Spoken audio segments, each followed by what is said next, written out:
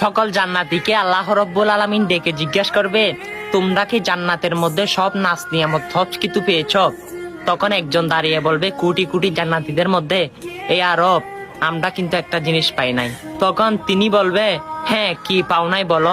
তখন ওই জান্নাতি দাঁড়িয়ে বলবে, ইয়া রব আপনার দিদারও তো পাই নাই। সুবহানাল্লাহ। তখন আমার আল্লাহ অবশ্য একটা বড় প্রোগ্রাম করবে জান্নাতীদেরকে নিয়ে। সেখানে আমার আল্লাহর নূরের তাজাল্লি দেখাবে এক সিলিক মাত্র। সেই সিলিক যখন দেখাবে, সেই নূরের জিলিকে সকল জান্নাতীরা একদিকে তাকিয়ে থাকবে।